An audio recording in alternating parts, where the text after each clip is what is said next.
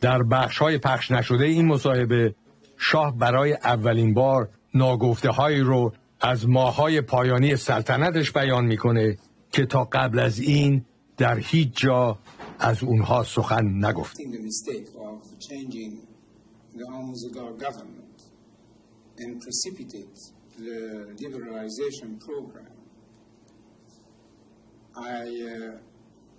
I wanted to create, as I said, a coalition to form a national government representing all shades,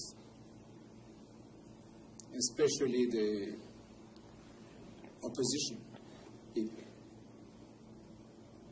I tried very hard, and I worked very hard on that, but it did not come true.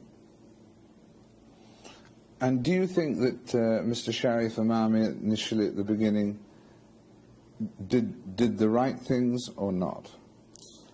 Well, you can say yes and you can say no, because it was surrendering on all fronts to everyone, opening the jails and giving freedom to all, and at the same time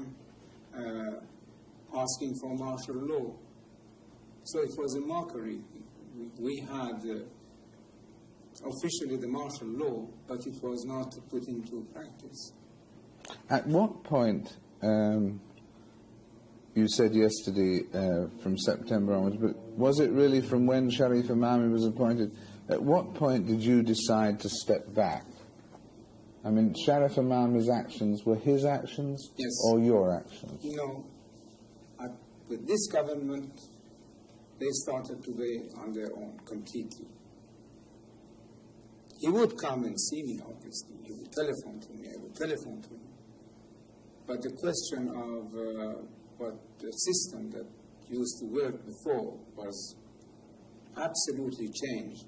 They would adopt and decide about things that they would never even report to me. Was there a time when you privately said to yourself, I may have to leave, before anyone suggested it to you? I was rather thinking that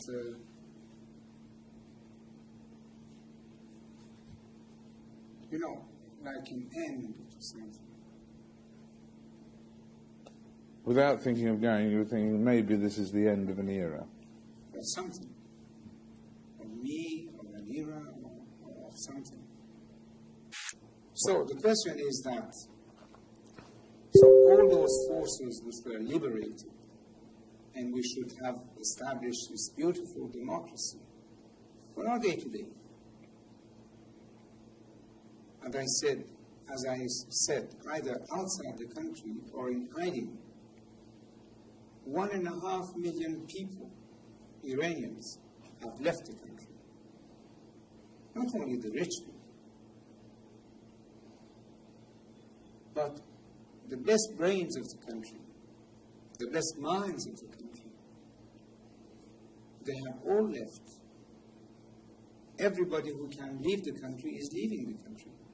So where are those people in the Bar Association and in other places who were promising democracy and these things? Where are they today? You ask me why they are concentrating so much against me, my person, and accusing me of mass murdering or even money manipulation, which is very far from my nature. They're adopting this Nazi-like propaganda is something quite curious. It comes in the picture that the man there now, you see, he doesn't want to hear about the history of our country one day before he came back to Tehran a year ago and took over. He says the history of the country does not exist. There has not been a single good king in the history of Iran. So he thinks that the history of Iran starts with him. That's why they are concentrating so much on me because I was the king. The history of Iran must disappear. With I as a king, with the other kings, with everything that existed before February 1979. A patriot must think of the future. I'm thinking of the year 2000. If we kept our youth and our population out of the orbit of the new technology, how could we be competitive with the rest of the world in the year 2000? Unless we are ready to fall in the category of the 5th or 6th grade nations. Now they say that boys of 15 and girls of 13 could marry. Our population explosion is 3.2 already. Soon it will become, I don't know, in the category of 5 to 6%. How are they going to feed these masses? Especially if what now is making the wheels turn somewhat, that is oil money, will be finished. It's only through technology and mastering the science, and the future of the world is based on technology and science. And this is only in the Western world that you could find. So the man is not thinking of the country or its future, only about his hatred against me. I'm thinking of the country, of our people, of our future, and he's just want to destroy what I am. That's the difference.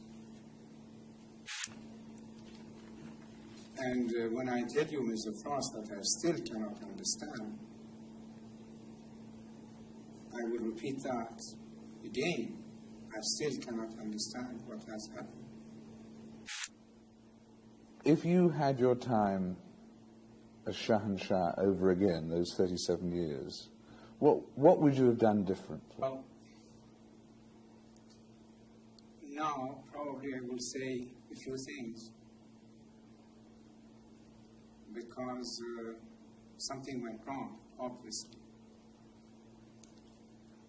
And in addition of either saying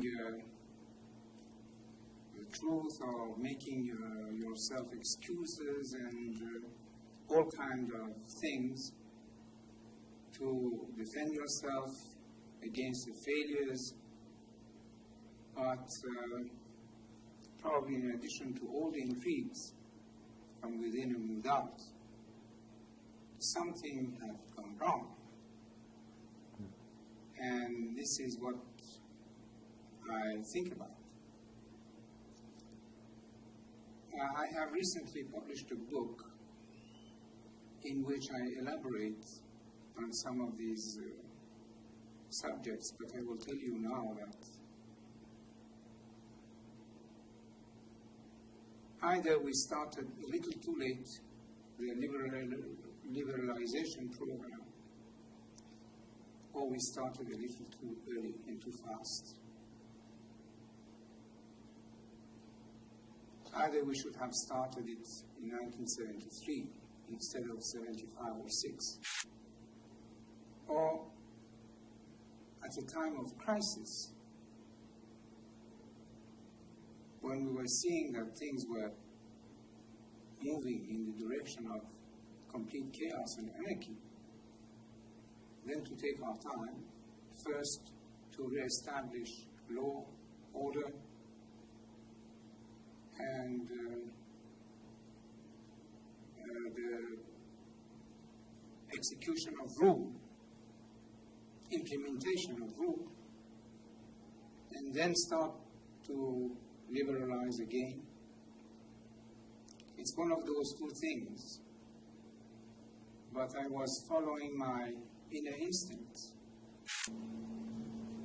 How do you think future generations of Iranians will view your 37 years? The truth and the reality of history could not be kept always in the shadows. That is impossible. Truth will come out. In any case, sooner or later. And at that point, in 50 years' time, how will future Iranians judge you? 50 years, I hope it will be sooner than that. Well, whenever, I was saying, how will your people, after a period, judge you? Well, if they read history, they will see what it was before my father, what it was when I took over, and what it was when I left. Do you feel that your people let you down, or that you let your people down? First of all, when we say the people, we cannot talk about all the people. That's absolutely not true. I can say that the silent majority remains silent. And if I let my people down, it was for the purpose that I tried to explain, that a king cannot be a dictator and that a throne could not be based on blood. This is my only explanation for what it is worth. Did your people let you down, do you think? Well, the majority remains silent.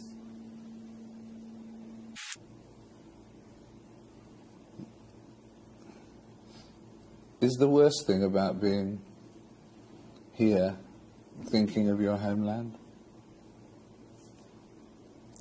Well, here or anywhere outside my country is the same. The question is that you cannot stop thinking about your own country. What do you miss most about it? No, what I miss, or what makes me really cry, is that we could have been this year, surely by the end of '82, something quite viable. And what are we now?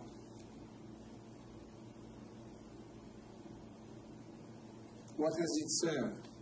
The religion? Democracy? Human rights? The rule of the people?